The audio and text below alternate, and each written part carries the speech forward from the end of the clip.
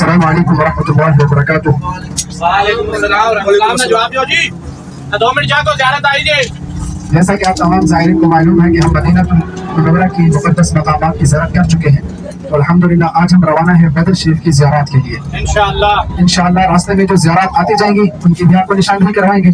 جو ہمارا بدر شریف کی زیارت ہے وہاں انشاءاللہ ہم پہنچیں گے کچھ سما کے بعد. تو تمام زائرین ابھی میرے ساتھ مل کر سفر کی دعا پڑھ لیجئے. بسم اللہ الرحمن الرحیم. بسم اللہ الرحمن الرحیم.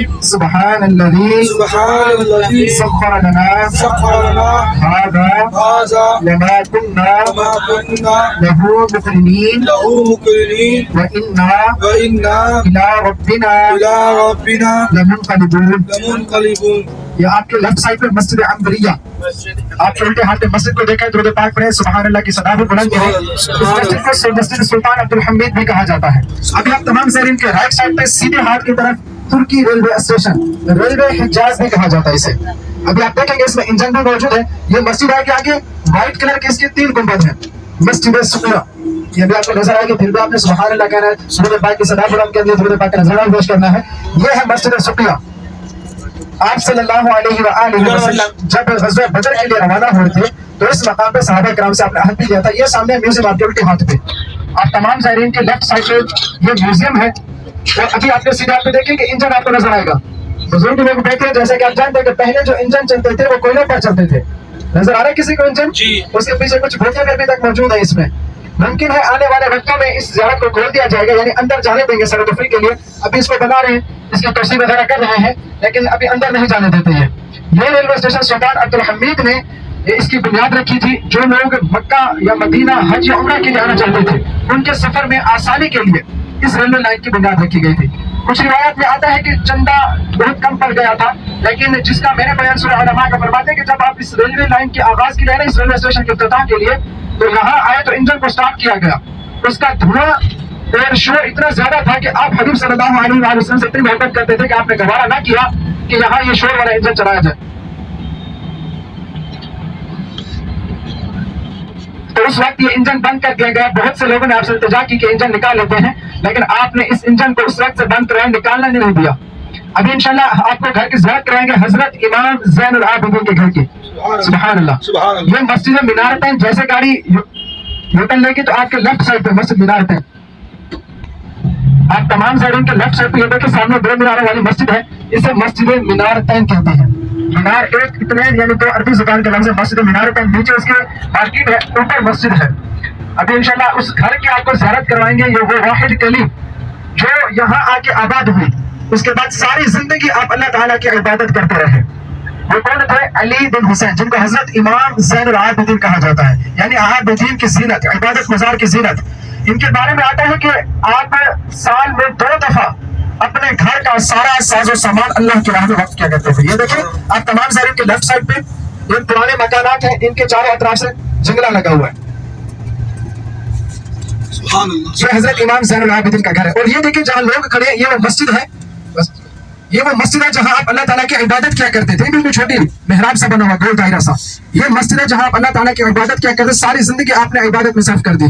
روایت میں تھے کہ ایک دن میں 1 ختم قرآن پاک کیا کرتے تھے. 1000 نوافل پڑھتے اس میں 1 ختم قرآن پاک کیا کرتے تھے. اور اسی کے ساتھ سامنے دیکھیں یہ کنواں ہے جہاں سے آپ پانی بھرا کرتے تھے.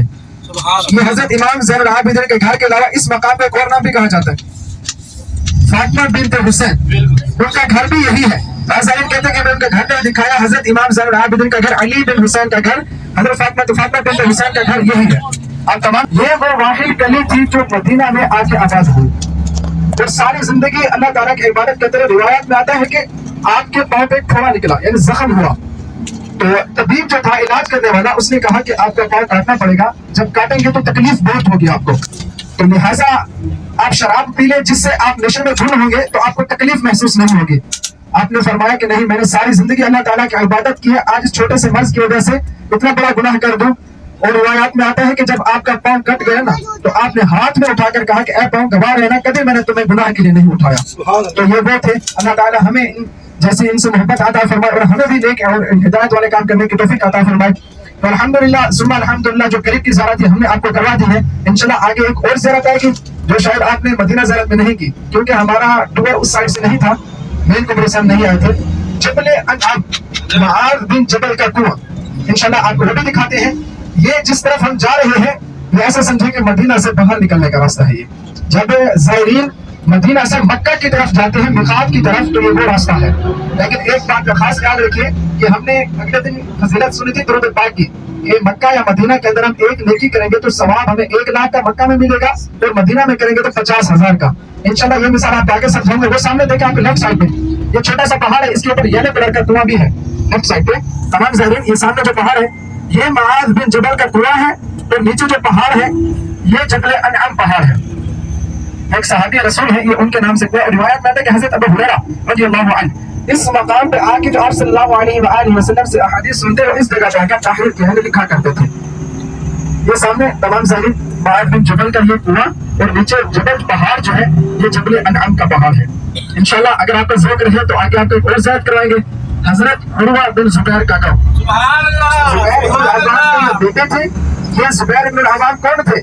ये जो मस्जिद क़िबलतैन वाली जगह पे 10 सहाबा कराम आप सल्लल्लाहु अलैहि वसल्लम के पीछे नमाज अदा फरमा रहे थे।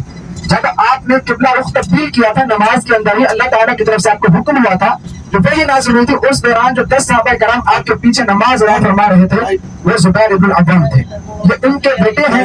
ये हजरत उर्वा बिन ज़ुबैर के नाम से गाँव है। अभी तमाम ज़ाहिरीन आप थोड़े से आगे बढ़ेंगे देखेंगे काले कलर के अभी भी मकान इसमें मौजूद है, काले पत्थरों वाले, लेकिन वो गांव बंद है, उसके अंदर नहीं जाने देते। यहाँ पुलिस वालों ने अपना एक छोटा सा दफ्तर भी बनाया हुआ है जो कि येलो कलर की बिल्डिंग है। उर्वा बिन ज़ुबैर ये वो साहब रसूल है कि इस गांव में आप सारी जिंदगी कुरान पाक की तालीम देते रहे, सारी जिंदगी अपनी। ये देखिए अब इस गांव में ये देखें ये मकान आपको नजर आ रहे हैं। आपके लेफ्ट साइड पे कुछ मकान टूटे हुए और सामने देखिए येलो कलर की बिल्डिंग बनी हुई है। ये पुलिस वालों की एक चौकी है। ये वो सहाबी रसूल है कि सारी जिंदगी आपने अपने इस गांव में बच्चों को कुरान पाक की तालीम दी है। तो आज हम देखें कि हम अपने बच्चों को कितना कुरान पाक पढ़ा रहे हैं। तो मैं अर्ज कर रहा था कि हमने फजीलत सुनी थी दुरूद पाक की। अभी हम मदीना से बाहर निकलने वाले हैं, कुछ ही लम्हात में, चंद लम्हात में हमारी एक नेकी सिर्फ एक ही नेकी हो जाएगी। फिर आप 4 घंटे 5 घंटे हदूद हरम से बाहर रहेंगे, लगातार आप इबादत करते रहे। क्या करते रहे? लगातार आप इबादत करते रहे, दुरूद पाक पढ़ते रहे। आप तमाम ज़ाहिरीन तो जो भी आप इबादत करते हैं वो सारी इबादत 4-5 घंटे की एक तरफ और मदीना के अंदर हदूद हरम के अंदर आने के बाद आपकी एक दफा ज़िक्र अस्कार करना एक तरफ, क्योंकि हम एक दफा दुरूद पाक पढ़ेंगे सवाब हमें 50,000 दुरूद पाक पढ़ने का मिलेगा।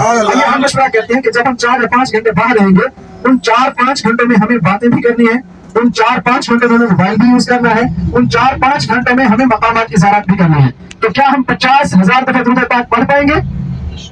पढ़ पाएंगे? चलो मैं कहता हूँ 30,000 दफा, चलो ज्यादा भी नहीं तो 20,000-30,000 दफा अगर लगातार बंदा पढ़ता रहे, कोई बात नहीं करता तो इतना पढ़ लेगा।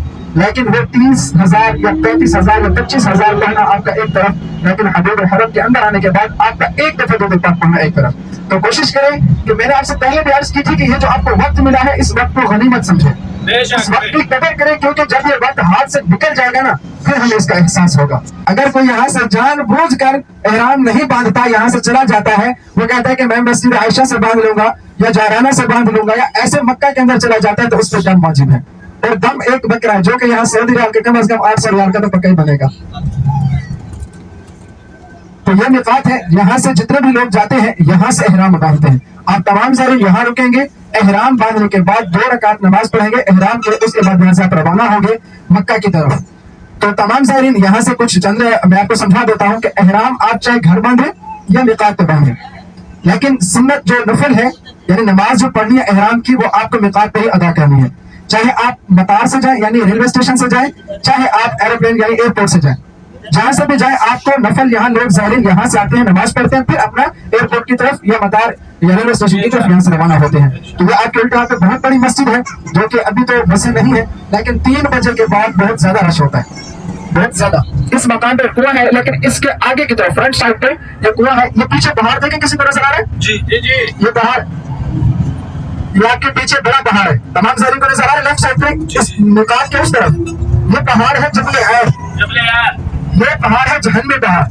आपने जल्दी पहाड़ देखा है? बिल्कुल जबल ओहद। जी ज़ाहिरीन, आपने जल्दी पहाड़ देखा ना मदीना ज़ियारत पे? ये है जहन्नमी पहाड़। एक पहाड़ है जो आप आका दो जहान सल्लल्लाहु अलैहि वसल्लम से मोहब्बत करता है तो अल्लाह ताला उसे जन्नत अता करते हैं। एक पहाड़ वो है अगर इस पे मुनाफिकीन बैठ के मुसलमानों के खिलाफ कोई चाल चलते हैं, प्रोपेगेंडा करते हैं, तो अल्लाह ताला उस पहाड़ को भी जहन्नम बना देते हैं। ये देखें अभी हम ये हदूद हरम से बाहर, ये निकाह हदूद हरम खत्म हुई। अब जो कुबरी क्रॉस करें ऐसे समझे कि हम हदूद हरम से बाहर हैं। अब आपकी एक नेकी सिर्फ एक ही नेकी है। अरे आप एक दफा सुबहान अल्लाह कहते हैं, सुबहान अल्लाह की फजीलत क्या है कोई जानता है? जन्नत में सुबहान अल्लाह की फजीलत जी, जन्नत में जज़ाकल्लाह खैर, अल्लाह ताला आपके इल्म में मजीद इजाफा फरमाए। अच्छा, एक दफा एक दरख्त लग जाए उसका साया कितना बड़ा है? बहुत बड़ा है, बहुत बड़ा है। जज़ाकल्लाह। आइए मैं समझाता हूँ आपको। एक दफा सुबहान अल्लाह कहने की फजीलत ये है कि अल्लाह ताला उसके नामा आमाल में जन्नत में दरख्त लगा देते हैं जिसका साया इतना बड़ा है कि अरबी नस्ल का घोड़ा 100 साल उस दरख्त के साए के नीचे दौड़ता रहे तो उस दरख्त के साए को अबूर नहीं कर सकता। सुभान अल्लाह। एक दफा सुभान अल्लाह की फजीलत है। अगर एक दिन में 50 दफा सुभान अल्लाह कहें और एक सुभान अल्लाह का सवाब मिले 50,000 का हदूद हरम के अंदर, तो देखिए कितना बड़ा बगीचा है। ज्यादा नहीं जन्नत में हमारे इतने अच्छे अमाल हो, लेकिन ये सुभान अल्लाह कहकर इस इरादे से अल्लाह ताला हमें एक सुभान अल्लाह पे एक दरख्त लगा देंगे जन्नत में जिसका साया इतना बड़ा है, इतना बगीचा, तो हमें नसीब हो जाएगा ना जन्नत में। अल्लाह ताला अपने बंदे को आजमाते हैं, कभी उसे बहुत ज्यादा दौलत देकर, तो कभी उसे गरीब कर, कभी उसे वक्त इतना दे देते हैं क्योंकि काम नहीं होता, कभी उसे मशहूर करके। अल्लाह ताला हमें इस मकसद में भी कामयाबी अता फरमाए, क्योंकि जब हमारे पास कुछ छोटी सी मुश्किल आती है ना तो हम बेसब्री से काम लेते हैं, अल्लाह ताला की नाशुक्री करते हैं। हालांकि अल्लाह ताला कुरान मजीद में खुद फरमाते हैं कि ऐ इब्न आदम मुझसे मांगो मैं तुम्हें अता करूंगा, तुम जैसा गुमान करोगे मुझे वैसा पाओगे। तो क्या हम अल्लाह ताला से इस इरादे के साथ मांगते हैं? देखें, दुनिया वालों से हम कुछ मांगते हैं, जब कुछ तलब करते हैं तो हमें रुसवा। आपको कच्चे मकान नजर आ रहे टूटे हुए आपके सीधे हाथ पर, किसी ज़ाहिरीन को नजर आ रहे हैं? सुभान अल्लाह। आराम करें। सुभान अल्लाह। ये बात ही है कि जब पीर मेहर अली शाह साहब यहाँ आराम फरमा रहे थे तो उनको आप सल्लल्लाहु अलैहि वसल्लम की ज़ियारत इस ख्वाब में यहाँ हुई थी। सबने देखा कि नहीं? वो मकान जो है उस वक्त यहाँ लोग आबाद थे। आप यहाँ जब मक्का से मदीना आ रहे थे तो यहाँ आपको आप सल्लल्लाहु अलैहि वसल्लम की ख्वाब में बिशारत हुई थी। तो वहाँ पे आप भी महफूज है, कच्चे मकान आपको आज भी नजर आ रहे हैं। तो इस मकान पर आप सल्लल्लाहु अलैहि वसल्लम ख्वाब में आपके तशरीफ लाए थे और आपने फरमाया था कि यहाँ मदीना में मेरे शहर में आप यहाँ आए थे, चिल्ला भी काटा था आपने, जो इस्लामाबाद वाले जानते हैं सब लोग मेरे निशा साहब माशाल्लाह। तो वो तीन चल अभी देखें कि यहाँ खजूरों के बागात हैं। इसी तरह ये बदर तक ये पहाड़ मक्का से जब निकलते हैं दूसरे रास्ते से आते तो सारा रेगिस्तान है, लेकिन बदर से मदीना तक ये सारे पहाड़ हैं, इसमें रेगिस्तान वगैरह कुछ नहीं आता। बाकी तो इसमें कोई फसल काश नहीं की जाती, लेकिन खजूरों के दरख्त लगाए जाते हैं और उनको पाइपलाइन के जरिए खजूरों को पानी दिया जाता है। और जैसे कि आपने बीर रोहा या बीर शिफा का कुआं देखा है, तो इस तरह इनके बीर बना के वाटर सप्लाई पाइपलाइन के जरिए इनको पानी दिया जाता है और यही खजूरें हैं जो मदीना से ज़ाहिरी ले जाते हैं, पूरा साल खत्म नहीं होती। तो इस तरह आगे चल के आप देखेंगे कुछ सब्ज आएंगे जिन्होंने फसलें यानी घास वगैरह भी काश्त की, जो जगह बंजर है उस पर तो नहीं, लेकिन जो काश्त करने के काबिल है वहाँ इन्होंने अपने काश्त कर घास वगैरह काश्त किए हैं। और सारा रास्ता वही रास्ता है कि क्या आदम जवाब सल्लल्लाहु अलैहि वसल्लम